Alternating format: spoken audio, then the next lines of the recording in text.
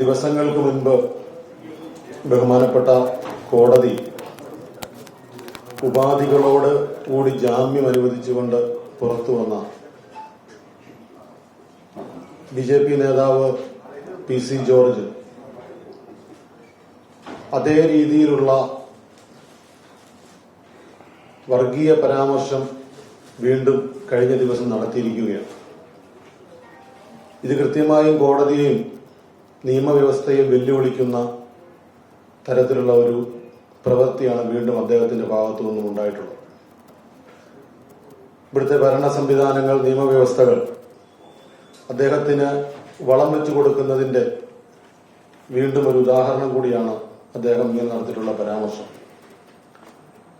മീനച്ചിൽ താലൂക്കിൽ 400ഓളം പെൺകുട്ടികളെ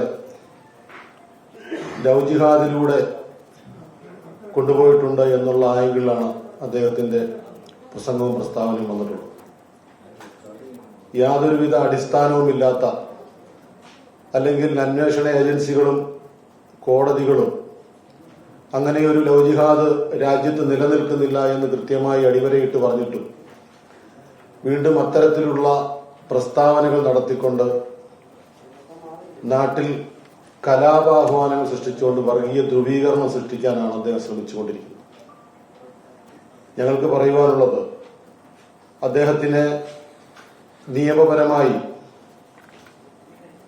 അദ്ദേഹത്തിന് ഒരു സംരക്ഷണം കൊടുക്കാതെ അദ്ദേഹത്തിന് നൽകിയിട്ടുള്ള ജാമ്യം റദ്ദാക്കിക്കൊണ്ട് അറസ്റ്റ് ചെയ്ത് തുറുങ്കിലടയ്ക്കണമെന്നാണ് ഞങ്ങൾക്ക് ഈ പ്രസ്താവനയോട് ആവശ്യപ്പെടുവാനുള്ളത്. ഇതുമായി ബന്ധപ്പെട്ടുകൊണ്ട് ഈ നാട്ടിൽ വളരെ സൗഹാർദ്ദപരമായി ജീവിച്ചു വരുന്ന, അല്ലെങ്കിൽ യാതൊരു പ്രശ്നങ്ങളുമില്ലാത്ത ഒരു പ്രദേശത്തെ വർഗീയവൽക്കരിച്ചുകൊണ്ട് ഒരു വിഭാഗീയത സൃഷ്ടിക്കുന്ന തരത്തിലുള്ള ഇത്തരം പ്രസ്താവനകൾ അദ്ദേഹം പുതിയതല്ല, പലതവണ നടത്തിയിട്ടുണ്ട്. അവസാനത്തെ ഉദാഹരണമാണ് കഴിഞ്ഞ ദിവസം നടത്തിയിട്ടുള്ള ഇത്. അദ്ദേഹത്തിന്റെ കൈവശം അതിനുള്ള തെളിവുകളുണ്ടെങ്കിൽ അദ്ദേഹം അത് പുറത്തുവിടണം എന്നാണ് ഞങ്ങൾക്ക് പറയുവാനുള്ളത്. നിലവിലുള്ള ഏജൻസികളെല്ലാം കൃത്യമായി അന്വേഷിക്കട്ടെ. ആ അന്വേഷണത്തിലൂടെ അദ്ദേഹം പറഞ്ഞ രീതിയിൽ 400 ആൾക്കാരെ ഇത്തരത്തിൽ കടത്തിക്കൊണ്ടു പോയിട്ടുണ്ടെങ്കിൽ, അല്ലെങ്കിൽ പ്രണയം നടിച്ചു കൊണ്ടുപോയിട്ടുണ്ടെങ്കിൽ അത് കൃത്യമായി വെളിച്ചത്ത് കൊണ്ടുവരേണ്ടതുണ്ട്. അതോടൊപ്പം തന്നെ അദ്ദേഹം മറ്റൊരു ചില കാര്യങ്ങളൂടെ പറഞ്ഞിട്ടുണ്ട്. അതായത് ഇന്നത്തെ നമ്മുടെ നാട്ടിൽ, അല്ലെങ്കിൽ രാജ്യത്ത് യുവാക്കളെ, യുവതികളെ സാമൂഹികപരമായി ഉയർത്തുന്നതുമായി ബന്ധപ്പെട്ടുകൊണ്ട് അവർക്ക് ജോലി അടക്കമുള്ള വിഷയങ്ങളിൽ സർക്കാർ അടക്കം പല ആനുകൂല്യങ്ങളും കൊടുത്തുകൊണ്ട് അവരെ സ്വയം കാലിൽ സ്വന്തമായി നിൽക്കാൻ പ്രേരിപ്പിക്കുന്ന ഇത്തരം സാഹചര്യത്തിൽ ഇത്ര വയസ്സാകുമ്പോൾ പെൺകുട്ടികളെ വിവാഹം ചെയ്ത് അയക്കണം, അല്ലെങ്കിൽ അവർ അങ്ങനെയായിത്തീരും ഇങ്ങനെയായിത്തീരും എന്നൊക്കെ പറഞ്ഞുകൊണ്ട് അദ്ദേഹം അതിനെ ഒരു യുവതലമുറയെ അപമാനിക്കൽ കൂടിയാണ് ചെയ്തിട്ടുള്ളത്. അത് ഇത്തരം സന്ദർഭങ്ങൾ ഒഴിവാക്കേണ്ടതാണ്.